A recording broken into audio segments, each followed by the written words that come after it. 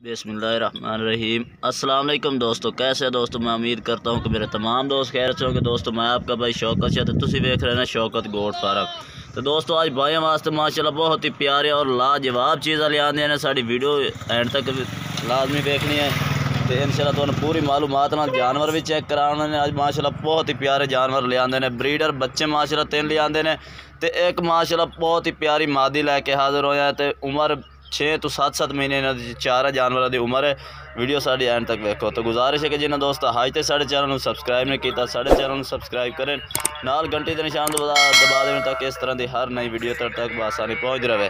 तो दोस्तों हम तुहानू जानवर चेक करा भी तो इन्हों का फिर रेट भी दसने दोस्तों।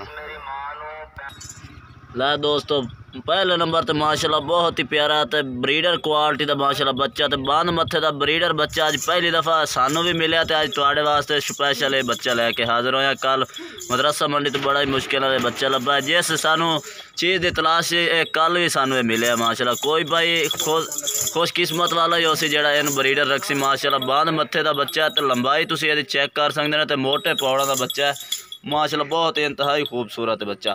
ये खूबियाँ दोस्तों तुम चेक करा दे भी। एक जो ब्रीडर दोस्त रखते हैं ये बंद मत्था बिल्कुल यानी कि पीला, कोई चिट्टा चुट्टा नहीं। तो सिंह छोटे छोटे तो बिल्कुल ही बैठवे।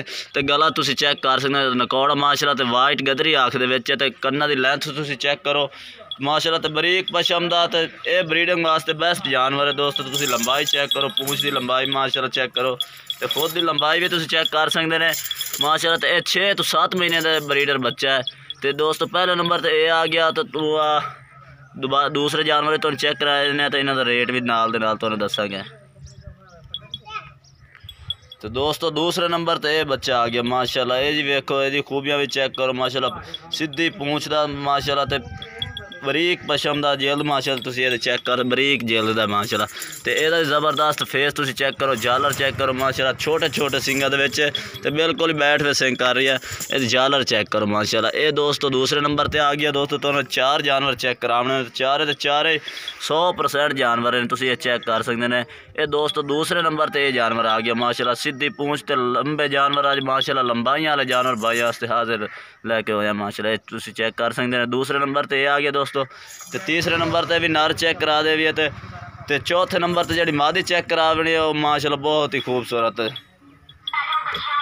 तो दोस्तों ये तीसरे नंबर पर आ गया माशाल्लाह। एक तो एक भाइयों वास्ते अज वधिया जानवर लैके आए। तो डबल हड्डी के जानवर हैं माशाल्लाह। तुसीं लंबाइयां चेक करो, तिने जानवर 100% ने माशाल्लाह। तुसीं चेक करो, इन्हां दी लंबाइयां चेक करो, तो माशाल्लाह इन्हां बरीकियां भी चेक करो। इतनी एक बरीकी माशाल्लाह, बरीक जिल्द दे ने माशाल्लाह। ब्रीडिंग वास्ते बेस्ट जानवर ने, तो पालन वास्ते भी दोस्तों बेस्ट जानवर तुसीं चेक कर सकते हैं। तो ये माशाल्लाह गला चेक करो माशाल्लाह। ये देखो तो जालर चेक करो, नकौड़ा तो सिंह वेखो, छोटे छोटे सिंगां दे कन्ना की लंबाई 16 तो 17 इंच कन्ना की लंबाई भी है। तो चौड़े कन्ना दे विच तुसीं बच्चे चेक कर सकते हैं माशाल्लाह, बहुत ही खूबसूरत है। तो दोस्तों तीसरे नंबर पर यह जानवर आ गया। तो चौथे नंबर तुहानू मादी चेक करा दे भी, थोड़ा दिल खुश हो जासी इंशाल्लाह। तो फिर तुहानू इन्हां दा रेट भी नाल दे नाल दसने दोस्तों। लै दोस्तों एंड ते मादी आ गई माशाल्लाह, बहुत ही खूबसूरत चिट्टे तल दी है माशाल्लाह। चिट्टी मक्खी चीनी तो सीधी पूंछ दी, कोई विंगी वुंगी ने सीधी पूंछ रख दी है मादी। तो तुसा बंद मत्थे दी मादी है दोस्तों। पहले नंबर वाला बच्चा चेक कराया सी बंद मत्थे का। तो ये वेखो माशाल्लाह बिल्कुल ही बंद मत्था। ये ब्रीडिंग वास्ते ये जेड़े भी बच्चे जैसे इंशाल्लाह ब्रीडर बच्चे जैसे बंद मत्थे दे। तो चिट्टी आख दी है। तो नकौड़ा तुसी चेक करो, जालर चेक करो माशाल्लाह, बहुत ही खूबसूरत है। तुसी ये चेक करो, तो नकौड़ा तुसी चेक कर सकते हैं, जालर भी है माशाल्लाह। तो यदी लंबाई तुसी चेक करो, तो प्योर मक्खी चीनी 100% दोस्तों। ये मादी अज भाइयों वास्ते लैके हाजिर हो जाए। तो तुसी मादी की खूबी चेक करो माशाल्लाह। तो दोस्तों हुण तुहानू इन्हां दा नाल दे नाल रेट भी दसदे आ।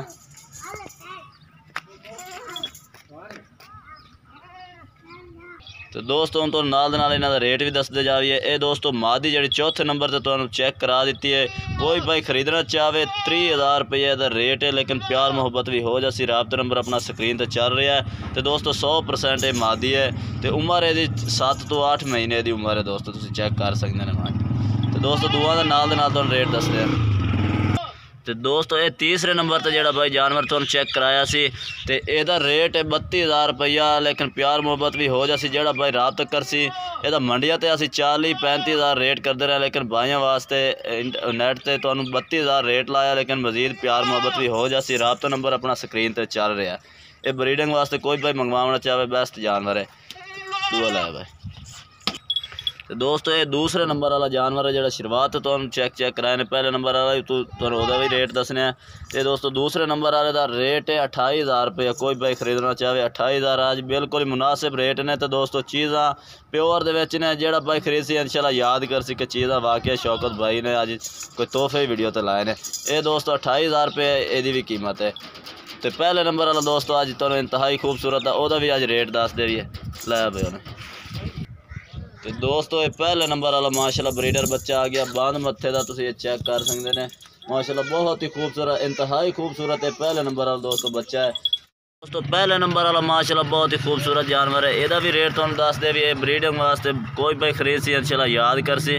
तो दोस्तों यदा रेट मंडिया तो अं 45-50 रेट करते रहे लेकिन भाइयों वास्ते अज इंटरनेट ते घर बैठे ने सहूलत है रेट बिल्कुल मुनासिब है 40,000 रुपये रेट है। लेकिन प्यार मोहब्बत मजीद भी भाइयों कर दे सो जो भाई राबता कर सी। ये जानवर की लंबाई तुम चेक करो माशाल्लाह तो नकौड़ा तुम चेक करो तो बांध मत्थे का ये दोस्तों जानवर है। ये ब्रीडिंग वास्ते बेस्ट जानवर है।